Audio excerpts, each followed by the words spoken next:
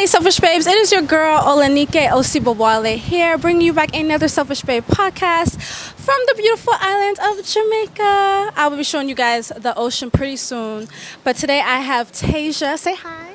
Blessings. And she is a medicine woman here in Jamaica, reconnecting people to the sacred cannabis plant, right? Yes, absolutely.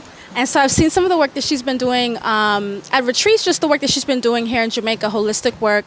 And what I would see on social media is her at different retreats holding ceremony with cannabis. You guys know I like to call cannabis Mama Cannabi. And I've just never seen that done before. Like, I'm used to setting an intention when I, smoke something, but that's really it. So I never seen it in a ceremonious way. And so I was like, next time I come to Jamaica, I have to talk to Taijah and I have to, see what's going on, and I have to do the ceremony myself. So we are here today. I'm so happy to be present with you and here in this space and time in this beautiful, gorgeous space. Yeah. So I'm so looking forward to you opening up your steam chalice that we got for you, your other little goodies, and diving into herbalism, diving into the breath work, diving into the reverence, the mindfulness, the approach to sitting with herbs ceremonially and sacramentally, medicinally and spiritually. Yeah. You mind holding this for me? So Taijah gave me my own chalice. Is that right? Yeah. Okay, so I'm about to open up my chalice and see how this is. And Jari, you mind getting me a quick video of me opening this, please? If you guys don't know Njari does Travel Jamaica, Travel Buddy JA. I'm always telling you about her. She carries women around Jamaica all the time. So you guys may see her. You may be in my video. See her in the background. All right.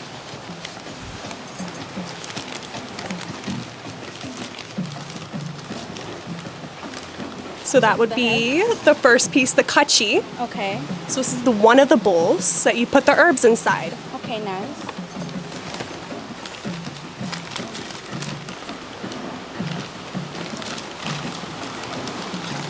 And that would be the second kachi. So I gave you two purple ones, so you extra glammed up. Okay, nice. And these are the chambers in which you put the herbs inside of. So one is smaller and one is larger? Yes. Okay, nice.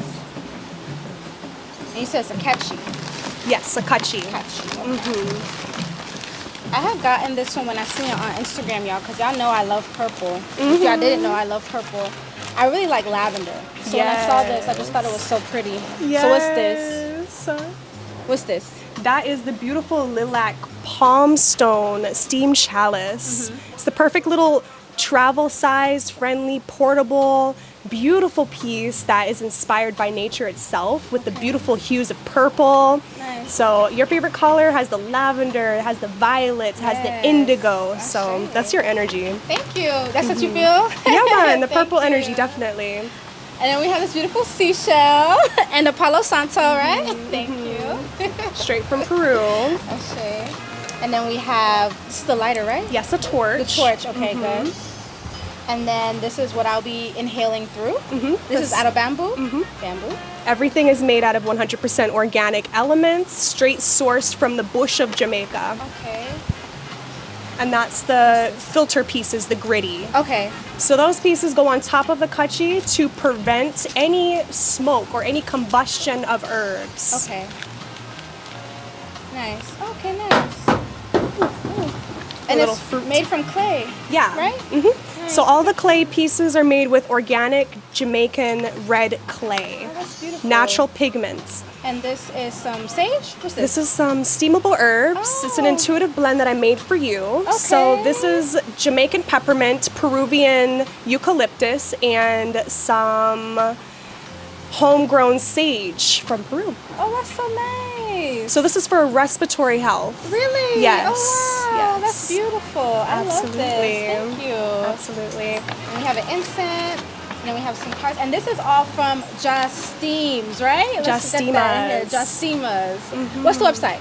Justeemas.com. Because you guys can have your own as well. Ooh, Absolutely. And usually it would come with some activated charcoal, but we gotta go ahead and make a new batch, so we're sharing today. Tell us about your activated charcoal, though, because yours is natural.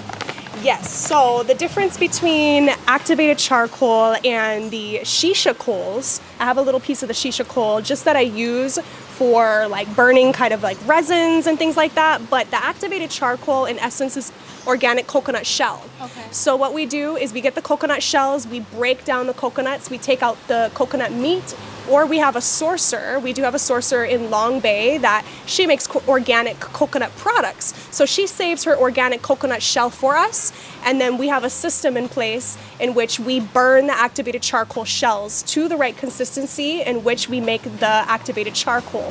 So when you burn the activated, when you burn the coconut to make it into activated charcoal, that in turn makes it something that's long lasting to burn. Yeah. That's so interesting. yeah, because you're pausing it right in the middle of the process and adding water so that it doesn't turn into ash. So in that process of making the activated charcoal, we're listening to the shells. They're alchemizing, they're changing in process. So from the brown coconut, they're burning off coconut oils, they're burning off the coconut fat. So you can't ingest that until it's fully burnt off. Okay. Then it gets black, and then from black, it starts smoking out all the oils, all the coconut fats, and then from there, it's just this basically a pure organic element. Okay. And that element is a pure vessel in which you could use as a form of filtration for your chalice. Wow. Or this also is the same black activated charcoal that people consume and drink for detoxification purposes. Really? Yeah, it's the I same didn't think stuff. it was the same thing. It's the same exact stuff. So this stuff is the same thing that they make toothpaste out of. They make all kinds of detox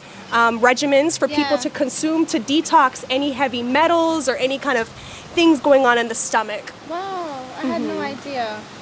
So before we get started, because we're going to get started and you're going to show us what to do, but can you just give us a little background about like what made you want to... So first I want to ask you, what connected you to cannabis first? And how was your relationship to cannabis before you started getting into this work?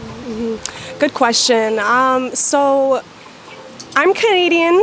Caribbean Canadian. I was born in Canada, and my mom is Jamaican, my dad's Panamanian, so cannabis is like deep into my lineage, you know? Yeah. So from the upbringing of being in Canada, cannabis has always been known as a medicinal form of liberation for cancer patients, for people with arthritis, for people with insomnia.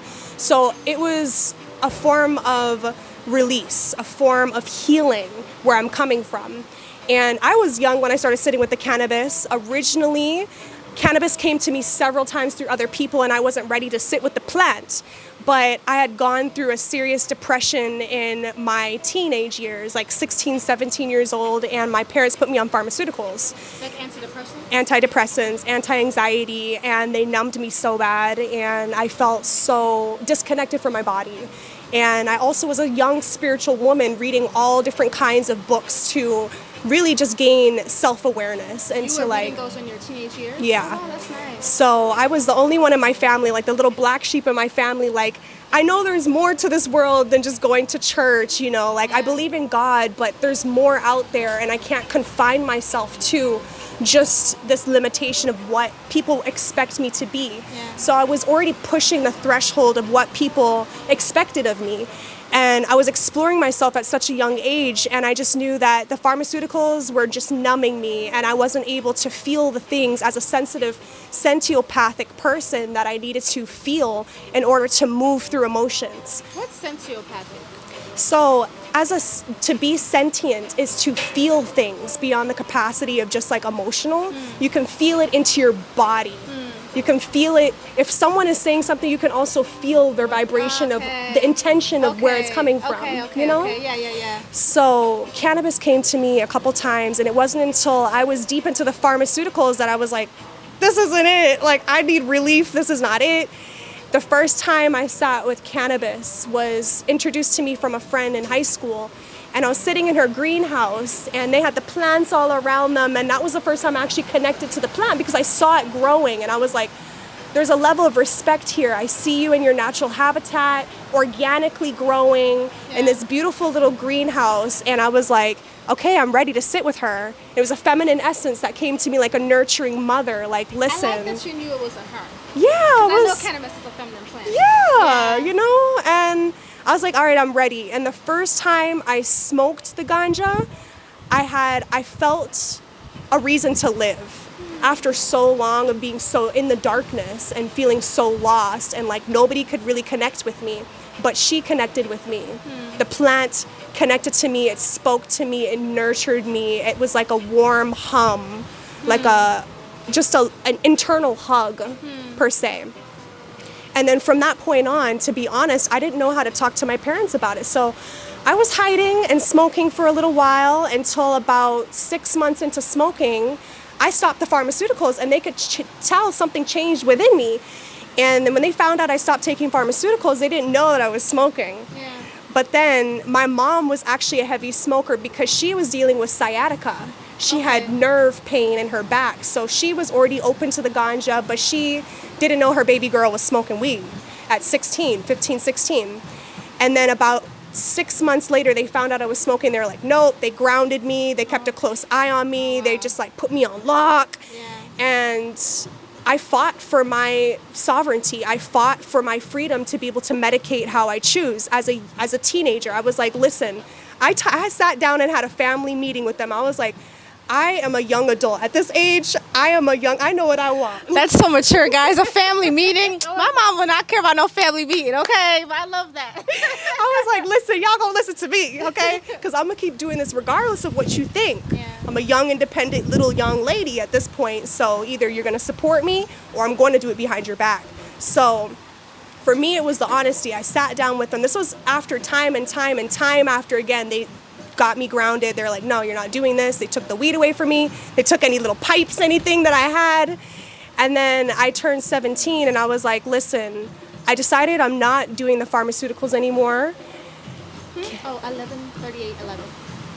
I decided I'm not doing the pharmaceuticals anymore. Can I please naturally medicate using cannabis, even if it's in a supervised type of position? Like, I'm open to working with you guys. If you want me to get my ganja from you, I'll strictly get my ganja from you. If you want me to just medicate at home in the confines of privacy, I'll do that. I'll be respectful. And my mom was a young mom. She had me at 15, and she was like, all right, Taijah, we're gonna see how this goes. How old was she when you were in your teenage years? She was like 30-something?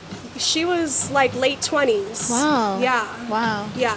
But I think it's just the fact that you're being honest, right? I feel like when I decide to have kids, I want them to be able to have the type of honesty that you just gave your parents, because it is either y'all gonna know or y'all not gonna know, but I'm gonna still do it. So I think the fact that you even felt comfortable enough to talk to them is really, really good. And that's kind of what I want my children to be able to feel when you know they're older, like, hey, I want to talk to you. But I just find it so interesting. How do you think your parents knew that you were depressed? Like, what were you showing? So I had just gone through like some serious life shifts where my stepdad from Houston, Texas moved up to Canada with my mom as a single mother of 4 kids. So I have 3 younger brothers and I'm the oldest. So I was taking on a lot of responsibility, and she could tell that my mom not being present, her having to go out and work and fend for the family while this new father role model came into our life, and he's never had kids. He didn't know how to govern a household. He didn't know how to be an emotional support system for children. So there was a lot of days and nights on end that I was just going through some stuff on my own and just like crying myself to sleep and feeling overwhelmed and like taking up a lot of adult responsibilities as a teenager. And my mom could tell, like, you know, within a month span, a 2-month span, 3-month span, where's my baby girl? Like, she's not present anymore. She's not happy. She's not smiling. Like, and then when we finally talked about it, I was like, I'm just not happy. I'm not happy with this. I'm not happy with that. Like, this is too much. I don't like the system. What the school system is putting on me, like everything, you know, and then also carrying the responsibility of like having 3 younger brothers, and they're also like super, super dependent on like an adult role model. And my stepdad couldn't be that. He was there at the bare minimum, making sure everyone was alive, but he didn't know how to be a father at that time. So she noticed the difference in my energy, and once I got off the pharmaceuticals and I started consuming the ganja and she gave me permission to, that is when our relationship actually opened up. It blossomed. It was actually the first time we smoked ganja together. Oh, wow. Okay. And she was smoking her ganja and I was ready to smoke my ganja. I went outside and it was awkward for a second. She was like, I can't believe I never would have thought in my life that I would be sitting here with my daughter right now lighten up the doobie, lighten up the spliff. And she's just sitting here like, we're just like trying to break this awkward threshold. And the second that we both like inhale, and then we like looked at each other, we're like, yo, you're actually cool people. You know what? We can actually have some conversations right now. And that was when we started having the most deepest conversations and like the most honest, vulnerable conversations. And I grew such a strong connection with my mom from like that point on in my life. We've been best friends. She's my soulmate. She's my day one. And yeah, like she grew up with me, I grew up with her. I love to hear good mother-daughter relationships. So I think even you talking about that, it seems that even though there was some pressure in the beginning, it seems like Mama Cannabis or Cannabis has brought you guys closer. So I think that's beautiful. Yeah, Mama Cannabis. I feel that though. Definitely. Yeah, usually I'll say Mama Cannabis, but it's short for cannabis. But like you said, marijuana is a feminine plant, so I look at her as like a mother. Okay, so now how did you get into like the medicine work? So we know how it started, but how did you get into the medicine work of doing this? Yeah, so let me back up just like one notch because it wasn't always like this. To begin with, it started medicinally. Me consuming to alleviate depression and body pains and like going through different stages in my life where cannabis approached different things and aspects of my life. And then it just got to a point where I just had such a deep relationship with cannabis, but it really wasn't so deep. You know what I mean? Like, I was consuming it, but I got so comfortable with consuming it that there was like really no conversation with her. It was like, all right, just light it up, just unconsciously and becoming a habitual thing. Kind of the way that people regularly consume it. Like not a lot of people are consuming it with intention. Right. Yeah. So it just turned into like a dependency. It turned into like a comfort thing. It turned into something unconscious that was like, now we're just doing this. And then when I started going deeper into my journey, I was like, because why am I consuming foods intentionally? Why am I buying things, trying to buy things sustainably, trying to live sustainably, trying to live more mindfully? But the main thing that I'm putting in my body besides food and water is cannabis. And there's no like real actual spiritual connection and a grounded approach to consuming this plant. And I was questioning like my relationship with ganja for a minute. And I've been through so many stages of like medicine people telling me like ganja's gonna veer you off your path and like ganja clouds your judgment. And I pushed through and persevered through all of those different ways of like really just like, what's the word? Just wanting to literally just mask ganja in this demeanor that it's not this holy sacrament. Because in true essence, ganja has been one of the original medicines and forms of sacrament and offerings from our ancestors to the ancestors of the ancestors. For people that don't know what sacrament is, what is that?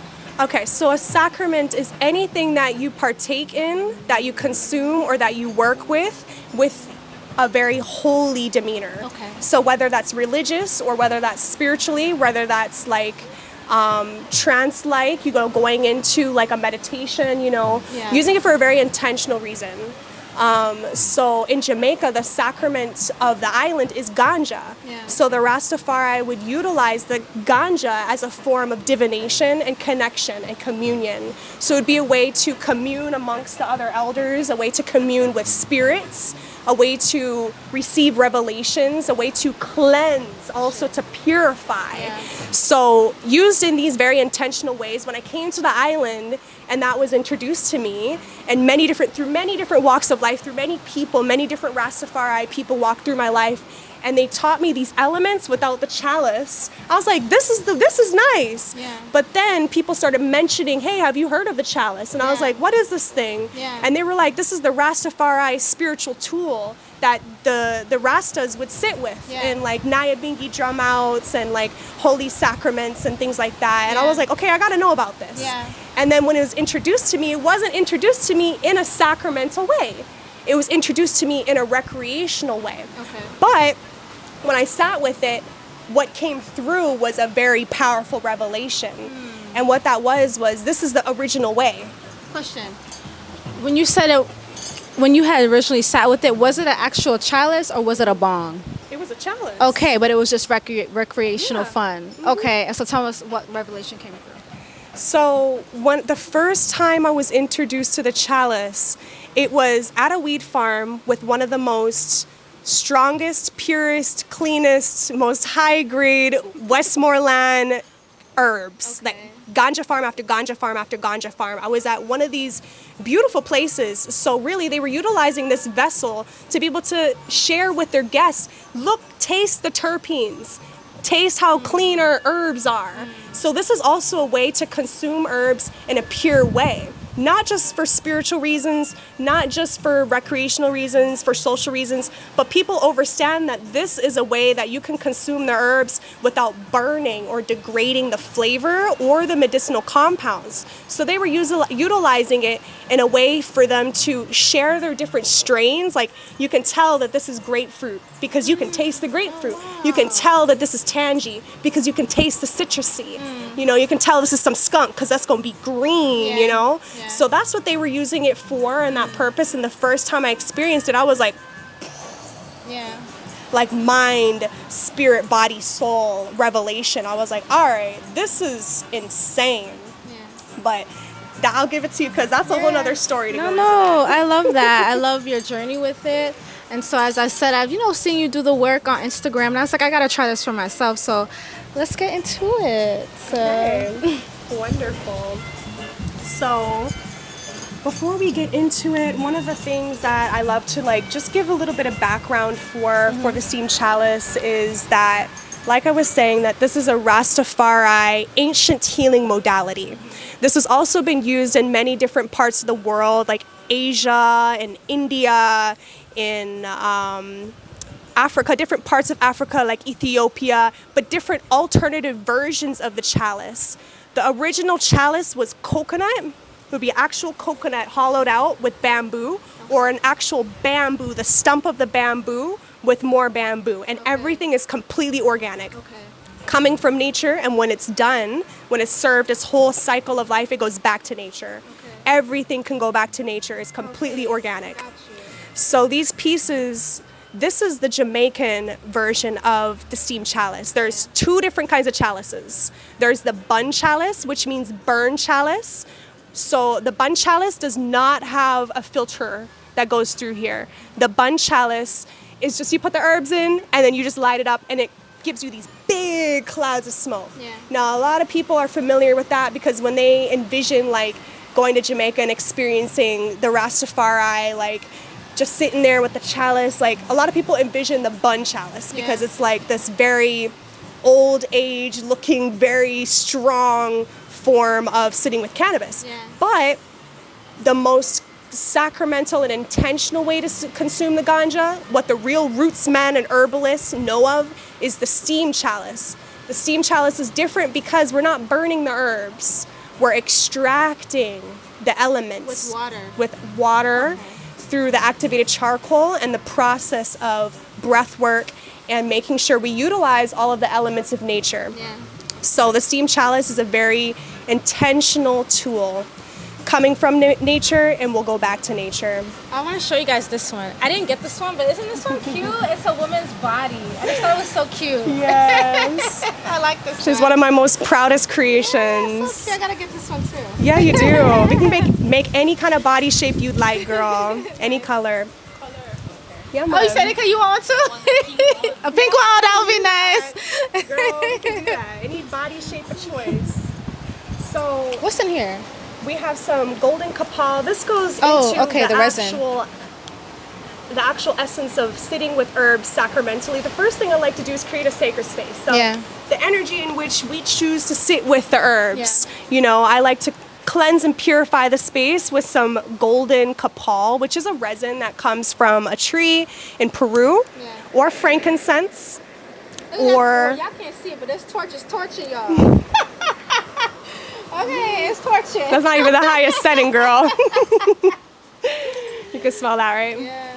That's just some leftovers in there. So I just like to use either some incense, you can use Palo Santo, I have some crushed Palo Santo, different kinds of things. I think having a crushed Palo Santo is nice. Yeah. Because sometimes you can burn this, but it cools off quick. Yeah. And then you have to burn it again. But Right. I've noticed I can take off a little bit and try to put it on the charcoal, and I like that. Yeah, definitely. And I like to break up the charcoal, as you can see. So Yeah. I don't use the whole entire charcoal piece at the same time. And this is just like the not natural charcoal. Okay. I just use this one for like burning my resins and incense because Yeah. it's not like I'm actually inhaling that. We're just using it to purify the space. Yeah. Awesome. So I have some golden kapal. I also have a little piece in here too for you. Okay, nice. So you can show them. This is for Oh, you. so pretty. Thanks. Yeah, of course. This is. Let me. This down. Golden kapal. It reminds me of citrine. Yeah, right? Yeah. And you smell that? It's the most purest, divine, immaculate smell. And you Yeah, I can love cleanse yourself kapal. Yes, with it. please. Please, please. You mind if we do that? Yeah. Can we add a little bit more? Do you mind cleansing me? Yeah, I would love Okay, to. let's do that. Do a little golden kapal cleansing, and I also have some frankincense as well. I'll add to it. So this is very, very, very pure and righteous medicine. So I like to use these elements to really create the space in which we're going to really activate and fortify our beings Yeah. with. So I'm gonna go ahead and give you a little cleansing. You can- Understand. And Jar, you mind if you hold this up too? Or you could put one of the phones down and hold this while she does it. Thank you. Yeah, that's good. We can see. You can just put your arms out, just breathe in this herbal essence with your chalice. Okay. So you can go ahead and connect with your chalice. This is a perfect moment for you to just hone in on the energy of your vessel.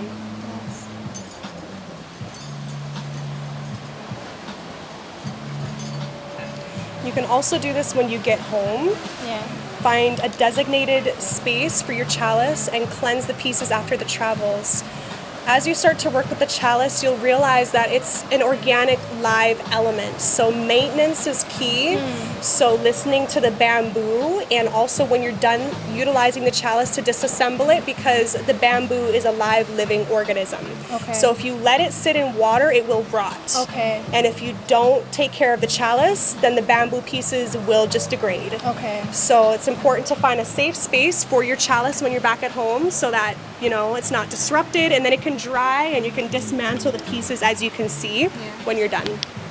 So right now, guys, I'm just holding, for those that are just listening, holding the chalice to my heart, and I'm going to set some good intentions into this. I may even whisper some words, but for just those that are listening and not seeing this, you guys can check it on my YouTube channel, Olenike Osibowale to watch as well. Just want to let you guys know what was going on.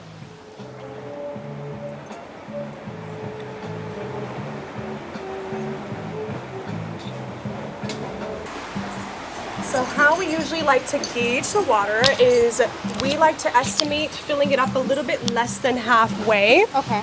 So where your chalice is, you're just going to want to fill up the water with what you believe would be a little bit less than halfway, and then you do a light little inhalation just in case there's a lot of water and it comes into your mouth. And you just Do I take this out to do that or just pour it through no, here? you can pour it through this side. Through here? Mhm. Okay.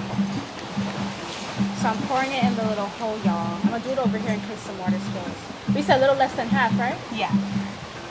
You can give it a little test and check the bubble. If you like that bubble, then it's perfect. As long When you as say it's not, bubble, what you mean? Like, check this? Yes. So Okay. you're going to inhale a little bit lightly. Did you feel the bubble? No. Okay, put your whole mouth against it and inhale. Oh. Yeah, That sounds you got a nice. bubble? I heard it. That's what I'm supposed to, like, I'm Is it- supposed to hear a bubble like Yeah, that? it Like should this? be a nice bubble. Maybe I should put a little more. A little bit more. Yeah, it's an intuitive practice. So Okay. every time you do it, you're going to know what you like. Okay, nice. And try it Let me see if again. you guys can hear the bubble next when I do this. I like this one. You like it? Yeah, that's cool. good. So you can test it out with your mouthpiece. So all the bamboo pieces we are going to twist into place. Okay. And you can try the bubble again. And the skinny side in? Yes. So Okay. this part you can put in. All right. That's been shaved down. So twist it in. Okay. Oh, nice. I think Yeah. it's in. Yep. how it looks, y'all. This is how it looks, you guys. Like this. So cute. And you said I do the pull inhale? Yeah. Okay. Nice. Do you like that bubble, or would you like a more of a bubble? More. Sorry, I want water if I want that? More water. Okay, cool. Absolutely. We use all different kinds of organic liquids inside of the base of the chalice as the first line of filtration. So what that could be is from teas, unsweetened teas. Okay. It can be elixirs where you charge up water in the sun with like crystals. Yeah. It could be coconut water. It could be juices, natural juices, as long as it doesn't have any like sugar, you didn't add any sugar. So, and even essential oils. You could add water and then just like a half a drop of your favorite essential oil. Will I feel that when I'm steaming? Absolutely. Okay, cool. So you're getting the aromatherapy benefits from that as well. Nice. So for instance, if you use peppermint essential oil, you're going to get that cooling and the clearing of the respiratory and also through the whole entire throat area. So you're going to feel the peppermint running through your system. So even with this that has the peppermint and eucalyptus, would you say similar? I know the oils are more stronger, but would you say steaming this is similar? So it would be more concentrated because this is actually, you're ingesting that, right? So with the aromatherapy aspect, it is circulating through your system, and through the herbs, it's going through the bloodstream and circulating through the system. So it's a more concentrated, potent form of you actually taking those vitamins, minerals, nutrients.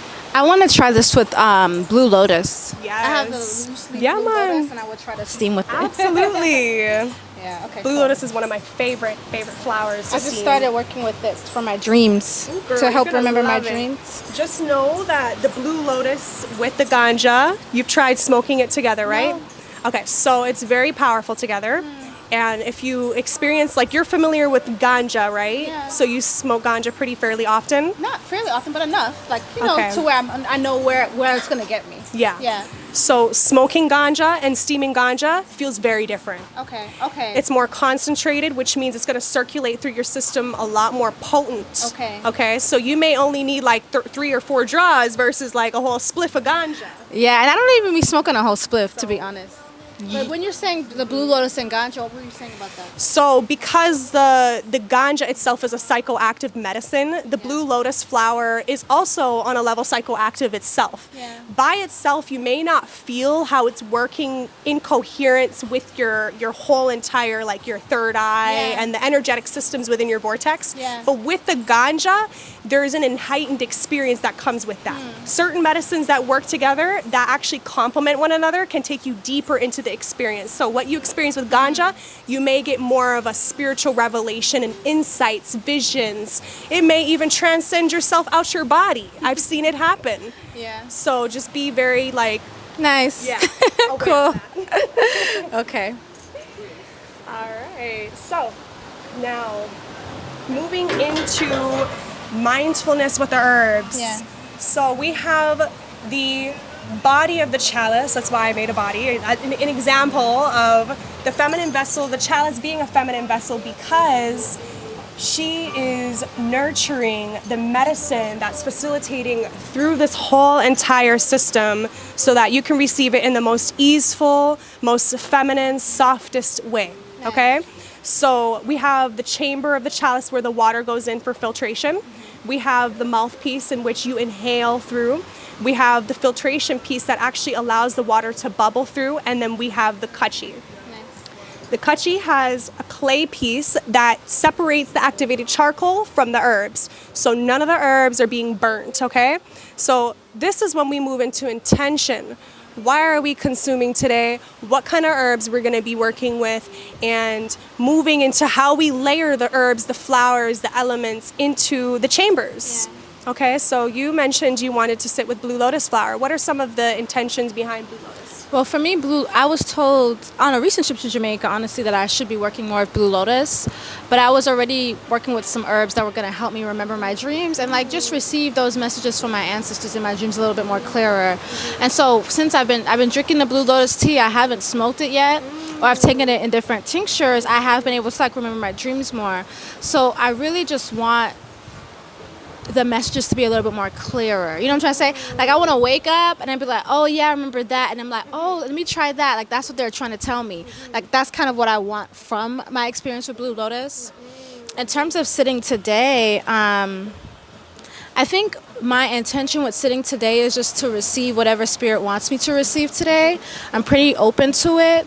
I know that usually when I'm consuming cannabis, as we have already talked about, cannabis is such a feminine herb, and so my experience with it has been very heart-opening and also very, like, sensual. She helps me tap into my sensuality, my sexuality. Like, I feel freer. I'm not thinking so much. I'm just like, huh. You know, like, that's how I feel. And she brings, like, a smile or joy to my face. And so I would just want to, of course, dive deeper into my divine femininity, but also, like, whatever spirit wants me to receive, that's what I'm receiving.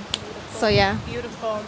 Perfect. Well, I also have some other suggestions when it comes to remembering your dreams. Yeah. There's all different kinds of medicines to help you with that. One of my other favorite herbs you can also get to steam is passion flower. Okay, nice. That beautiful purple flower. Nice, yeah. Purple with your purple chalice, Yeah. you see me? Get some passion flower, mix that with some blue lotus. Nice. And if you want to add ganja, you can, but you don't need to. Okay. Okay, those herbs, when you speak life into the herbs and you ask for it to show you and to teach you, it will give you just what you need. So that's another thing, is to speak life into your medicine, to come forth with that intention and to build that relationship, cultivate the relationship with each individual plant as it all has something different to offer. Okay, so there's a profound difference when you're speaking life into something versus like, oh, I really would like for this to happen, and then it gives you something else, right? Because all these different herbs have so many different compounds, so many different medicinal, spiritual, energetic properties. So it may be giving you what you need, but exactly what it is that you're looking for, you have to communicate that, speak life into that. No, I agree. Like, some of my selfish babes know I still sell my Goddess Vaginal Detox pearls, and I always tell my girls to speak over the pearls before they're inserting it into their vagina, because just like you said, like, I know the herbs carry a certain vibration, but I know whatever it is that you're speaking over the herbs is going to help change and shift that vibration or whatever your intention is. And then your womb and your vagina is already a powerful place. So whatever you're just inserting that right into your vagina, all of those things are working together. So I'm definitely a person that's always like speak into your herbs. So I definitely agree with that.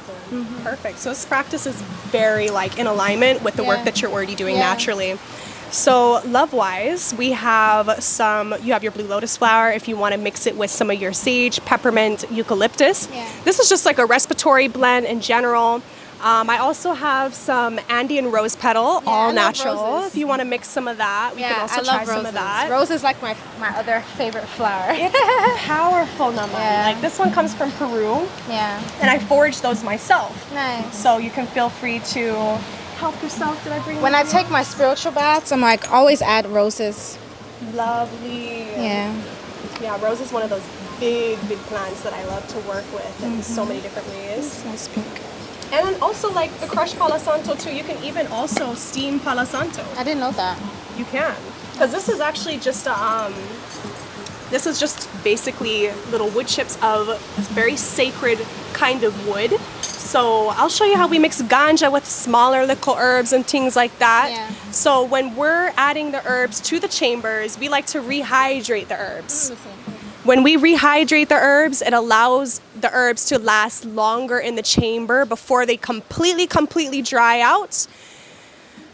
And then you need to restart. So rather than having a few puffs out the chalice with completely dried herbs, because when they're dry, you have a few puffs until they're completely dry. Now, when you rehydrate the herbs, you're able to get way more out of your experience. So, water on these? Yes, we can add coconut water, whatever kind of water you have. Okay. So everything that you would like. So get your blue lotus flower. Yeah, if you want some ganja, I have a little bit of Taijah. Yeah, we'll do some of the ganja. I don't have any. I didn't bring my blue lotus with me. That's okay. Yeah, so we're just gonna Next use time. this. Yeah.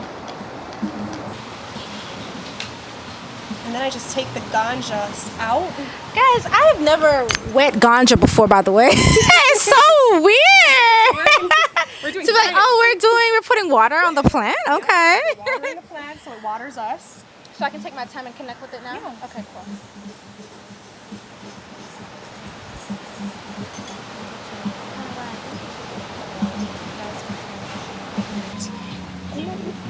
what I like to do is separate the herbs from the ganja Okay. and put the herbs at the bottom and then put the ganja on top. Doesn't matter which one I use? No. Okay. I typically like to use the smaller one if it's just me, and the larger one if I have like some bigger herbs. Is yours see-through too? Yeah, you can. Does yours have a hole at the bottom? Yep. Oh, okay. And all the pieces go in solid form, so we're not grinding anything up. There's not going to be any resins that build up on the side of the chalice because it's not a bong. Okay. And you said put the herb on top. And then we just want to make sure there's enough space. So if you need to push it down a little bit, we Okay. don't want that touching the lip at all. Okay. Yeah. Perfect.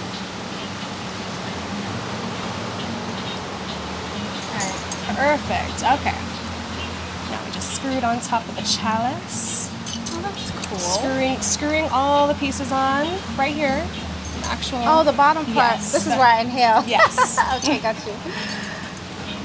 All right, that's so Perfect. cool. And we always want to make sure this is screwed on the most actual piece. Will it not stop gonna turning? Move. No. Oh, okay. We just want to make sure that it's just not going to wiggle and it's not going to fall off. Okay, I think it's good then. Then good. Perfect. Awesome. And then we're going to add the gritty filter. The smaller top. one, right? Yes. Does it matter what side? Well, they fit better on certain ones, so that the smaller one will go on the smaller putchie and the larger one would fit on the other one. So like this? Yeah, that's perfect. All right. Nice. Can we cheers? Yeah. Cheers. So cute. Love it. All right. So now for the fun part.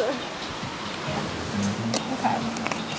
So now we're going to move in with some breath work. Okay.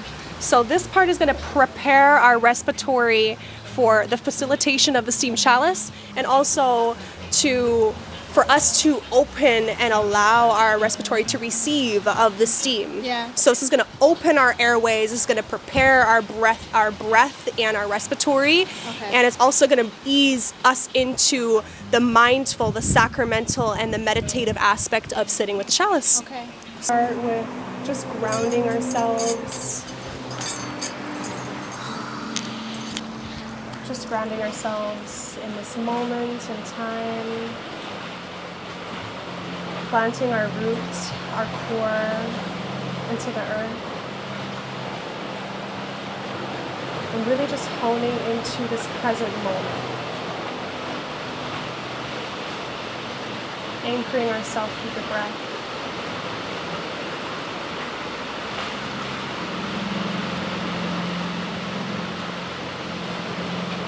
Take in all your senses, everything around you. How you feel, what you may internally see, what you hear. If there's anything left in your palate that you taste.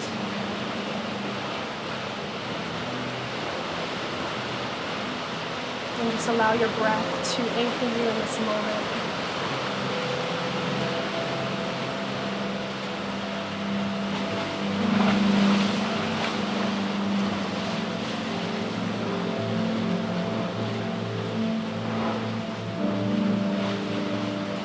So we're just going to do some box breaths.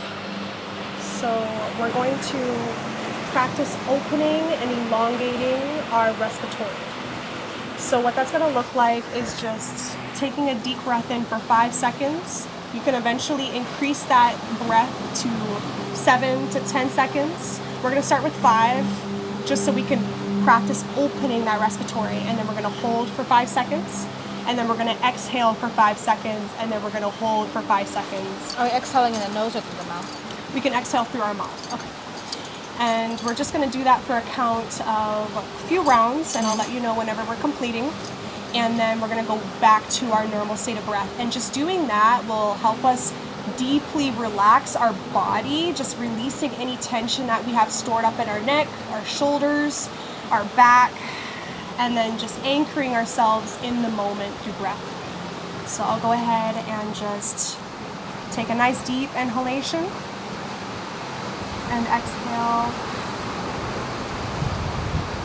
and then rise for the count of 1, 2, 3, 4, 5. Hold. 2, 3, 4, 5, and exhale. 2, 3, 4, 5. Hold. 2, 3, 4, 5. Rise again with the breath. 2, 3, 4, 5. Hold it at your crown.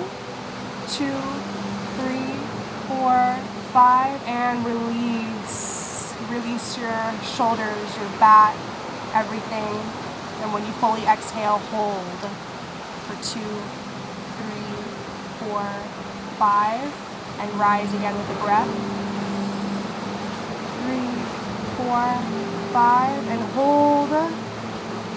2, 3, 4, 5, and exhale, release through the mouth. 2, 4, 5, and hold. Complete emptiness. 2, 3, 4, 5. One more round. Rise with the breath. 2, 3, 4, 5, and hold at the top. 2, 3, 4, 5, and exhale, release. 2, 3, 4, 5, and you can return back to your normal state of breath.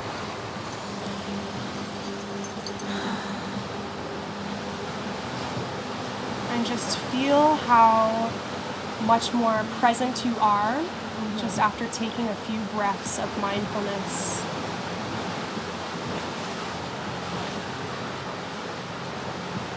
And just ground yourself in a space and time. Feel how much open your respiratory may feel just by elongating your breaths. Yeah. Okay? You can just come back to the space. And how do you feel? I feel good. Good. It's nice to look at the ocean. The breath went perfect with the breath work, Yeah. the ocean. So we're going to literally apply that to the chalice. Okay. So when we're activating the fire, we're blowing for like 5 to 10 seconds. Okay. And then once we have that fire big enough, we're going to be starting the chalice through inhalations through 5 to 7 breaths. Long inhalations. And then just release.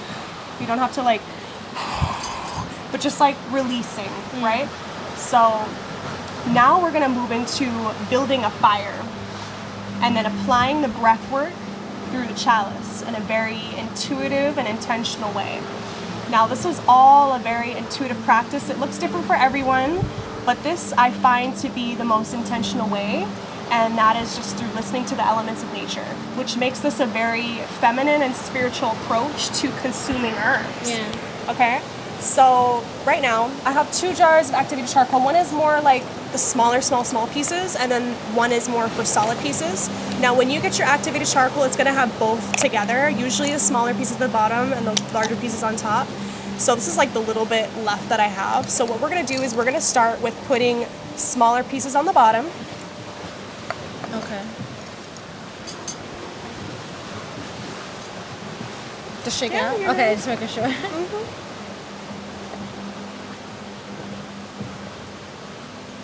Yeah. And then we're gonna go ahead and pick out, you can use either the tweezers or your fingers. I just make this like a very grounded practice. I don't want to be scared to be getting dirty because we working with the elements. Help yourself as much as you need. You can even just pour it in your hand. And then we're just gonna build a fire. So I just like to like put the pieces all around the kachi, making sure that if you have to break it up a little bit, you can. Making sure that all the small pieces are covered. Okay. And you can layer them intuitively, whichever feels right for you. And then, Nice. yeah, cool. Awesome. And then we always want to make sure that there's no pieces like that are kind of like hanging out or anything. So for instance, like this big piece, you can actually take that off, because when you start blowing, This we one? don't, This one? Or this yeah, one? just that one. Okay. Because when you start blowing, we want to make sure that they're not gonna like fly out the kachi. Okay. Yeah. Because we're blowing into the chalice? Yeah, we're blowing on top of the crown of the chalice. Okay. Right? So this kachi would be considered the crown of the body. Okay. So this reminds me so much, the steam chalice reminds me so much of the female anatomy. And that's why I made a representation of the female anatomy, because this would be the vessel, the body, and this would be the crown. Yeah. So just as when we come into this earth, when the fetus is coming through and actually developing inside the womb, when it comes through the birth canal and we're being born, they say that spirit blows onto the top of the crown, and that's what the soul comes through, is the breath. And so when we're coming into this earth, there's breath being poured into us, just as we are activating and bringing life into this vessel to then circulate the steam. We're speaking life into the chalice now through our breath. So now the torch. You got your torch. If you want to use mine, you can. Okay. So yours is going to take a little bit of more patience. You got to take off the little cap. And then it does angle, so you can angle it if you want. You can move it, and then you can like... So this is the part, so we want to be mindful of where we're steaming. Okay. So usually, if I'm inside my house, I make sure I'm not over like any kind of carpet.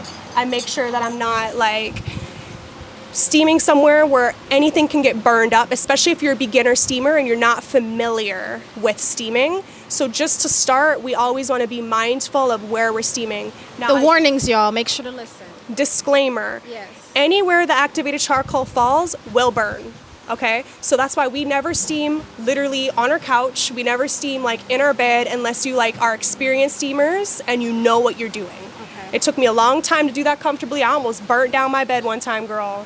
Like fire ablaze. Like, I'm not playing. Okay? So it's okay if we like do singe anything in this place. We are outside and yeah, we good. Also being aware of the elements. If it's a little windy, sometimes I will go and walk away, find somewhere that's not windy, because the wind itself can push the charcoal out the kachi. Okay? So then we have the torch. You're gonna wanna make sure you have yourself any kind of torch, a beginner torch or a serious torch, you see me? Right? And then we're just gonna torch the center pieces until we have a nice circular motion. We have a nice circular motion going on, so we don't keep it in the same place. We don't want to shock the kachi. And then once you have a few pieces red hot, like the way mine is, you can start blowing on it. So you can focus on like 3 pieces in the center. You want to use my torch? Yeah. Oh, how do I know if it turns off? It takes a while, doesn't it? You just have to make sure, like, just hold it and just, why is it still going? Yeah, it just stopped. But you know how it, like, kept going? So that's why I was like, let me just wait. Just be very aware of that one. All right, cool. Let me see, make sure.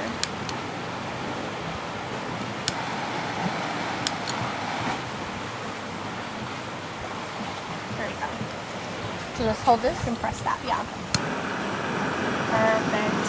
And you can let your finger off. Oh, nice. Let me show y'all.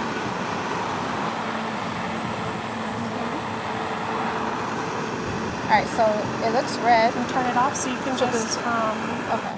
How do you turn it off? Thank you. There. And then from here, there's 2 ways in which you can do this. You can do some forward bends. So I just do like a nice inhale and then exhale.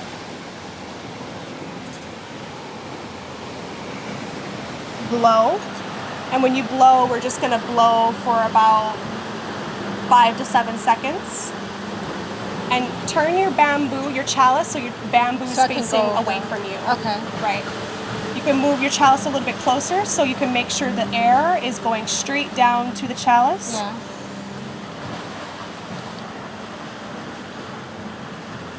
And we're just wanting to make sure that heat spreads. Yeah. You should see the whole kachi starting to get red hot.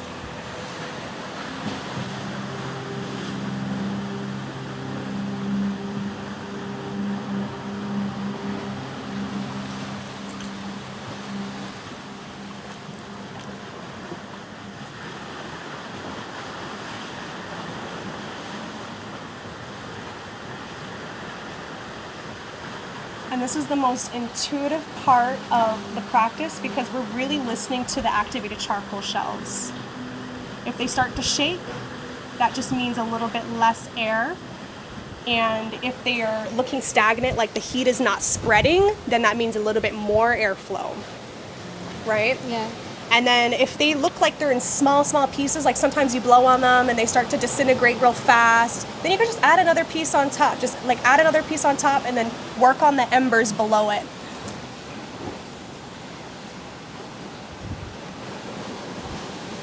Sometimes I like to use my hand to kind of like shield from the wind. Yeah. So I can have a more controlled environment.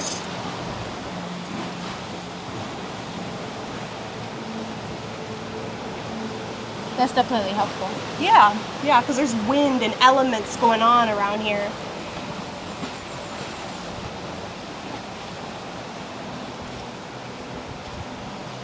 It can be a lot of breath, so you can pace yourself, take breaks in between, and over time, it'll just be like second nature. You won't even have to think about it.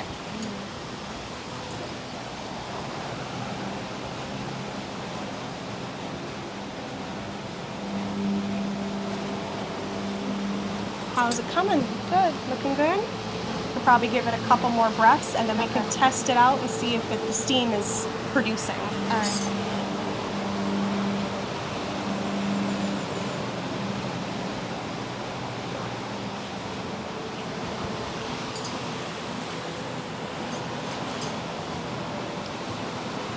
And you'll notice the longer you're able to blow on it, so if you can blow on it for about like 7 to 10 seconds, that will spread the heat throughout the kachi a lot faster.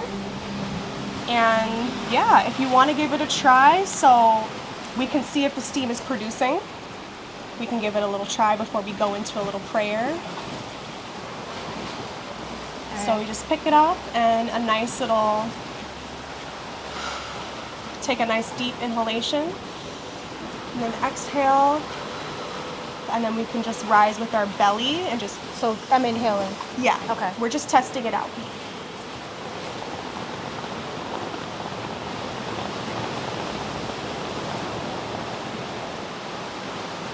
You taste it? A little bit. And give it another little draw.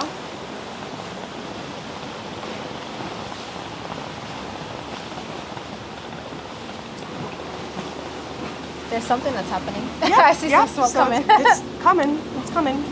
And this will also facilitate the steam to come through, is just giving it a couple of inhalations. So you could do half the, there you go. So half the work is just blowing and the other half is just taking the nice inhalations.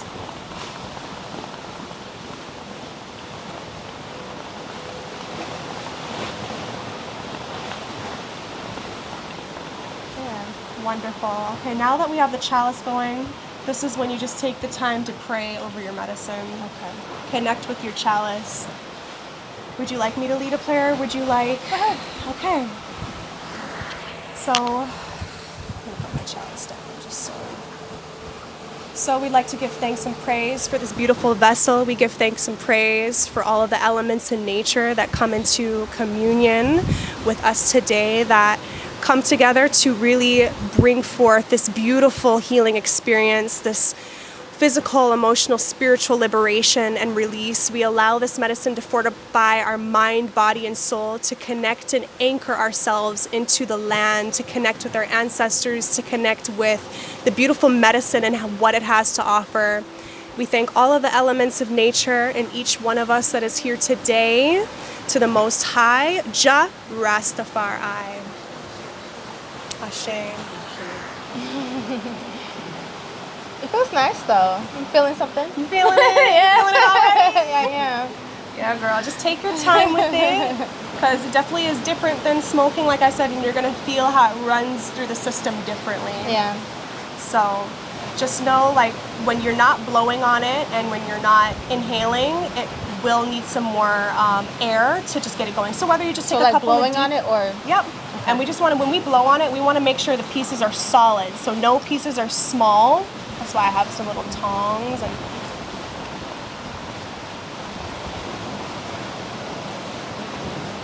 Okay, we'll just give it a little blow. But I always prepare my respiratory for the steam by just taking a nice deep inhalation. This whole practice from the beginning, throughout, and after is breath work. Yeah. And when you feel the steam starting to circulate through the system, the breath will carry the medicine through your system. The breath will also anchor you and ground you back into your body when you're also feeling a lot. Because the ganja will also activate so much more potently through the chalice than just being incinerated and burned. Right? Yeah. Which means you get so much more of the CBD, the cannabinoids, you get more of the THC, you get more of the phenabinoids, the taste, and all of the properties that come with that without it actually just being burnt. Yeah. You know? So this is it being steamed. It's being steamed, Okay. which is a healthier process of consuming herbs. This actually healed my asthma. We're talking about somebody who used to smoke 7 spliffs a day. Wow. And loved my ganja but refused to stop smoking it because ganja, the way it runs through my system, was a medicine for me. Is an intentional practice for me, but it was not ailing and helping with my actual respiratory. It's how you consume the herbs, it's not what you're consuming. Now, what you're consuming needs to be organic, but if how you're consuming it is not healthy for you, it completely defeats the whole purpose.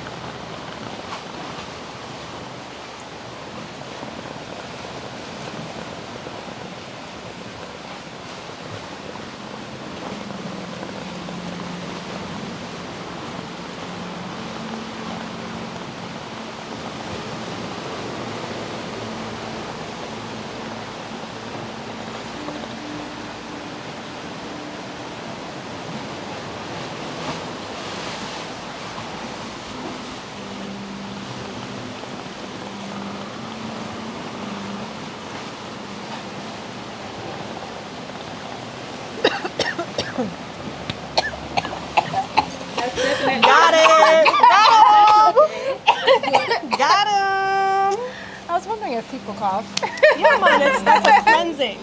Versus like smoke and that being like very intense for the respiratory and it's choking, this is purifying. When you're coughing, it's breaking up mucus. That's good. So if you feel like you have some like mucus you need to spit out, that is actually cleansing any debris, any free radicals from your respiratory. That's really cool. Would you like to try some, Impress? Just 2 puffs because I'm Yeah, man, for sure. You're gonna feel it too. Yeah. Let me see your phone. Yours has a nice little bubble. You have more water in here. Yeah. And you can always add more water to yours if you would like that, like more bubble. But also every chalice bubbles differently. This is just rose and Palo Santo? Oh, there's no And weed in ganja. this one? And ganja. Okay. Yeah. Yeah, that was nice too. I like Yeah. that. So here's another practice that you can utilize to connect deeper to your chalice. You feel the bubble, it's just very light, right? So what you can do, and this really works with like coconut chalices and organic, like really thinner organic materials, but you can still do it. So you put your left hand underneath the chalice, your right hand on the mouthpiece. And when you take a deep inhalation in, your intention is to just connect with the heartbeat of the chalice. The heartbeat of the chalice is the water, the bubble, the filtration. So when you inhale from the actual breath itself, you're inhaling and you're connecting with that bubble. The bubble is the frequency, the heartbeat of each chalice. And every chalice is shaped differently and has a different amount of water and a different size bamboo. So the heartbeat goes a little bit differently, but it's still a steady heartbeat, just like the Nyabingi drum. How'd you learn all this? It's an intuitive practice. The chalice speaks to you. Yeah. When you connect with the chalice and you ask for its revelations, you ask for the ancestral wisdom, it will give it to you. Can I just give a snap, girl? Yes, man! Oh, her shit! I love it! We connected. We follow consciousness. Okay. I love it. So you can just practice that and connect to the heartbeat. You don't have to sit with it right now because I know it's very potent. Let me put on some more I like that. Very nice. drums.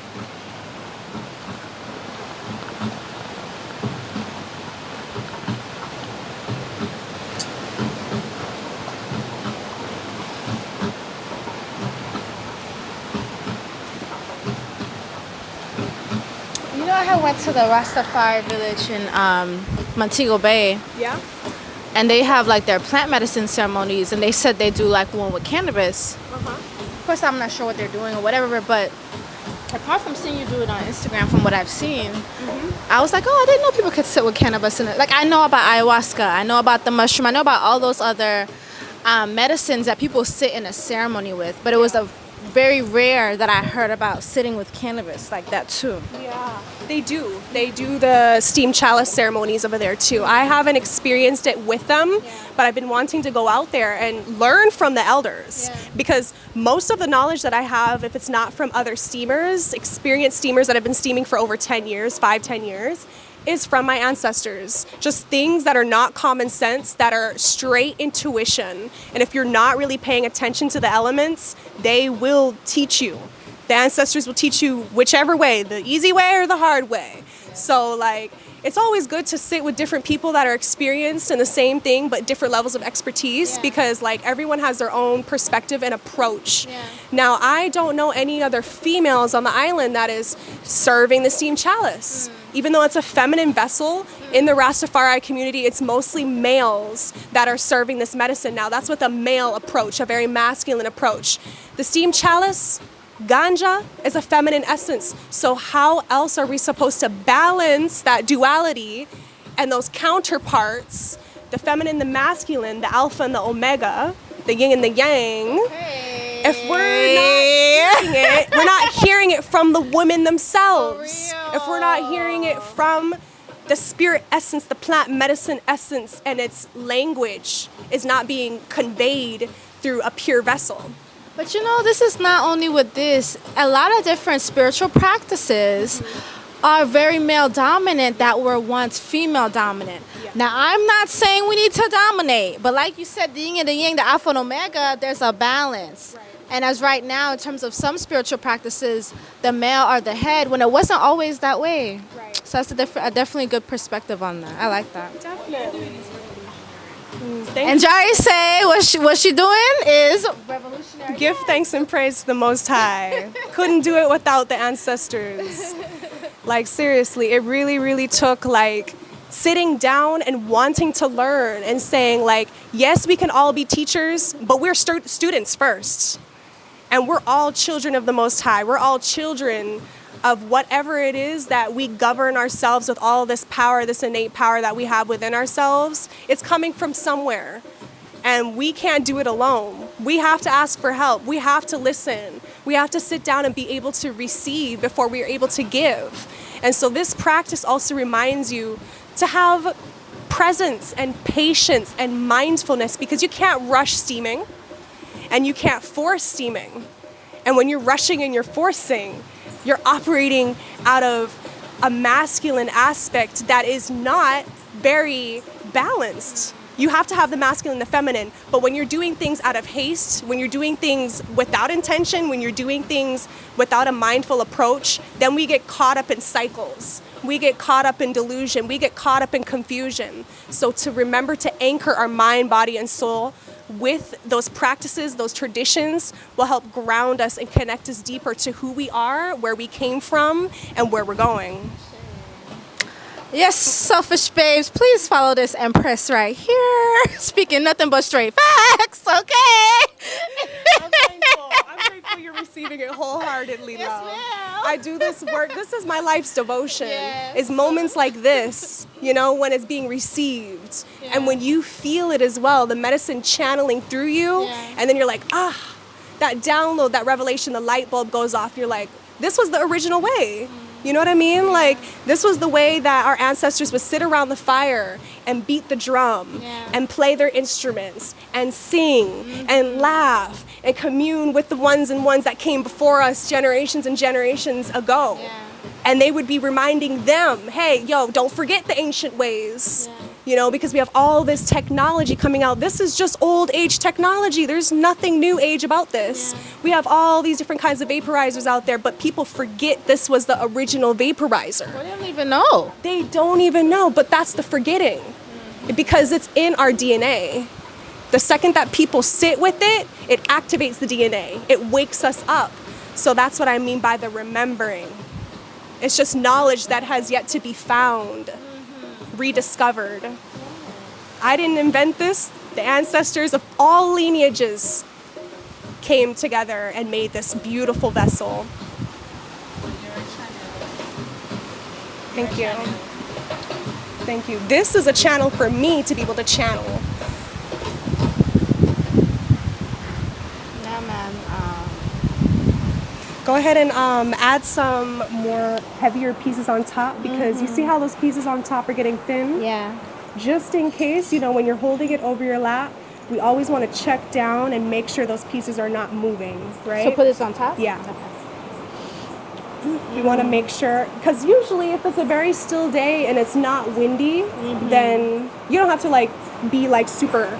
Yeah. But we are staying aware of the vessel. Yeah. You know, because the activated charcoal will come out of the kutchi and it's not a fun experience when that happens. But yeah, it's like I said, over time and yeah. Oh. Yeah. I'm like, what is that over there? But That's funny.